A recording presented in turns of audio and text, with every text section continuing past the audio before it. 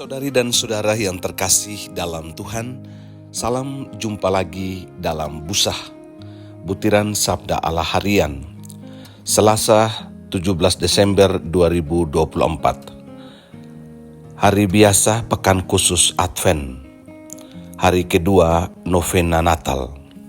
Bacaan Kitab Suci, bacaan pertama dari Kitab Kejadian, bab 49 ayat 2, dilanjutkan ayat 8-10. Bacaan Injil Matius bab 1 ayat 1-17. Silsilah rohani dari kebesaran, kelemahan, dan anugerah. Saudari dan saudara yang terkasih dalam Tuhan, hari ini 17 Desember kita memulai periode khusus masa Advent.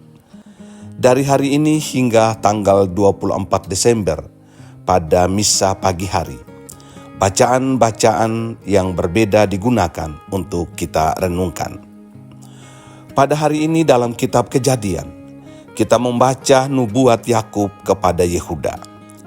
Tongkat kerajaan tidak akan beranjak dari Yehuda sampai dia datang yang berhak atasnya. Ini adalah janji Allah yang luar biasa, bahwa dari keturunan Yehuda akan lahir Sang Mesias, Raja yang membawa keselamatan dan damai bagi seluruh umat manusia. Nubuat ini menjadi pengharapan besar umat Israel dan penggenapan dari rencana Allah yang kekal dalam diri Yesus, seperti yang kita dengar dalam silsilahnya.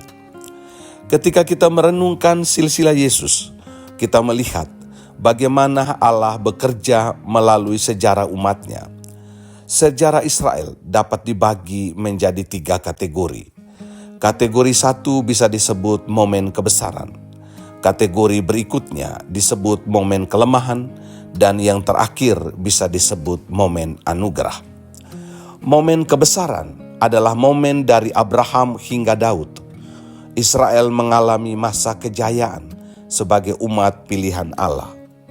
Mereka dipenuhi berkat, tumbuh menjadi bangsa yang besar, dan dipimpin oleh Raja Daud yang melambangkan keagungan dan kedekatan dengan Allah. Karena kejatuhan Israel, mereka masuk dalam momen kelemahan dari Daud hingga pembuangan ke Babel. Mereka berpaling dari Tuhan, jatuh ke dalam dosa, dan kehilangan kebesaran mereka. Ini menjadi bukti bahwa kalau manusia berpaling dari Allah, hidupnya akan kehilangan arah dan kekuatan. Namun di tengah kelemahan dan kegagalan manusia, Tuhan tetap bekerja memenuhi janjinya melalui kedatangan Sang Mesias. Inilah momen anugerah, mulai dari pembuangan hingga kelahiran Yesus Kristus. Yesus adalah kepenuhan kasih karunia Allah yang datang untuk menyelamatkan. Inilah momen Allah menunjukkan kesetiaannya, memulihkan dan menciptakan kembali. Saudari dan saudara yang terkasih dalam Tuhan, hidup kita seperti sejarah Israel dapat terbagi menjadi 3 kategori: saat-saat kebesaran, kelemahan, dan anugerah. Kita memiliki saat-saat kebesaran ketika kita merasa serba bisa, berkecukupan, sehat, dan bahkan meraih kesuksesan yang hebat. Pada saat itu, hendaklah kita ingat bahwa semuanya itu terjadi karena berkat dan kasih setia Allah, bukan semata-mata karena kekuatan dan kehebatan kita. Hal ini harus disadari betul, sebab jika kita lupa, kita akan jatuh dan hancur dalam sekejap. Maka kita akan bergumul dalam saat-saat kelemahan, di mana kita jatuh, dan biasanya kejatuhan terjadi karena kesombongan, adanya sikap berpaling dari Tuhan, karena hidup dalam kenikmatan dosa. Saat kita berpaling dari Tuhan, hidup kita akan kehilangan arah dan kekuatan. Di sini kita harus berani bangkit dan kembali kepada Tuhan. Sebab di tengah kelemahan dan kegagalan kita, Tuhan tetap bekerja untuk menyelamatkan kita lagi.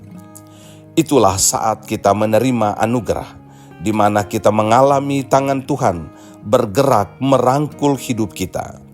Maka dalam perjalanan hidup ini, yang kita butuhkan adalah menjalani hari-hari kita dalam kasih karunia Tuhan, bukan yang lain-lain. Saudari dan saudara yang terkasih, Advent adalah masa anugerah, di mana kita diundang untuk menyadari bahwa Tuhan tetap bekerja di tengah kelemahan kita. Seperti Yehuda dan tokoh-tokoh dalam silsilah Yesus, kita pun dipanggil untuk mengambil bagian dalam rencana kasih-Nya. Tuhan tidak membutuhkan kesempurnaan, tetapi hati yang berserah dan percaya kepada janji-Nya. Marilah kita membuka hati untuk menyambut Yesus dengan hidup yang dipenuhi kasih, pertobatan, dan iman. Dalam masa Advent ini, biarlah hidup kita menjadi bagian dari silsilah rohani yang berkisar dari kebesaran, kelemahan, dan anugerah. Marilah kita berdoa. Ya Allah yang setia memenuhi janji-Mu, terima kasih atas kasih dan rahmat-Mu yang memilih kami untuk menjadi bagian dari rencana-Mu. Engkau telah memenuhi janji-Mu melalui Sang Mesias Putra-Mu yang kudus. Ajarlah kami untuk menjalani hidup ini dengan penuh iman dan kasih untuk melewati momen kesuksesan, kejatuhan, dan anugerah. Bantulah kami untuk selalu sadar bahwa Engkau terus bekerja dalam kelemahan dan kejatuhan kami. Bukalah hati kami dengan pertobatan dan iman yang tulus untuk menerima anugerah-Mu dalam kedatangan Putra-Mu yang membawa damai dan keselamatan. Jadikanlah diri kami tempat kehadiran-Mu, sehingga hidup kami menjadi cerminan kasih-Mu di dunia ini. Engkau yang hidup dan berkuasa, kini dan sepanjang masa. Amin. Tuhan memberkati kita.